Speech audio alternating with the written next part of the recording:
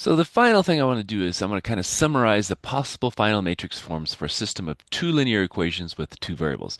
Now, is it going to work for multiple or three or four or five? Yeah, but it's going to look a little different. So exactly one solution. We're going to get ones down the diagonal on the left side of the bar and zeros everywhere else. And then we're going to get some value m and n here, or like I was showing k1, k2. So that's going to give us one solution which is consistent and independent.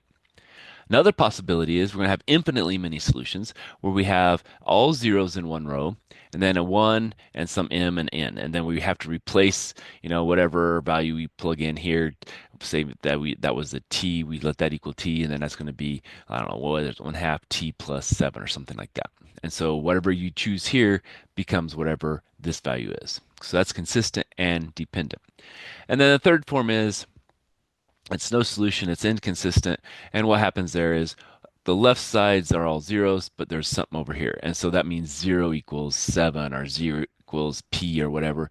And that's not possible because a real number, p, is not going to be equal to the 0. And so that means no solution. So those are the possibilities. Now, does it work for higher ones? Yeah, over here you could have something bigger. You could have 1, 0, 0 and then a m, and then a 0, 1, 0, an n, 0, 0, 1, and a p maybe. So then x1 is m, x2 is n, x3 is p.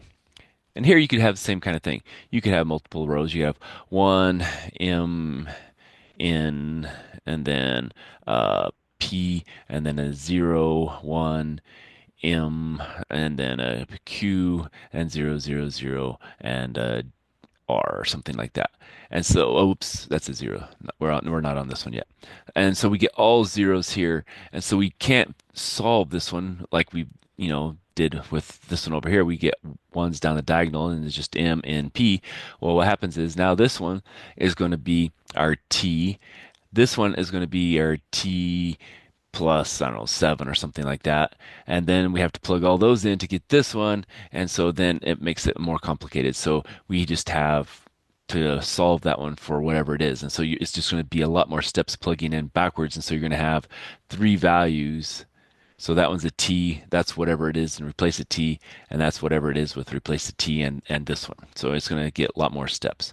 And then our last one, again, what I tried to do here, we'd have 1 and then some number, and some number, and 0, 1, some number, and some number, and 0, 0, 0, and some number.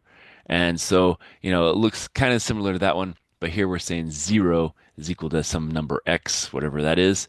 That doesn't work, and so it's going to be inconsistent or no solution. Okay, so those are the types of items we're going to find in this chapter or section. All right, hope that helps you with a little bit. Now we'll come back in a little while with some exercises.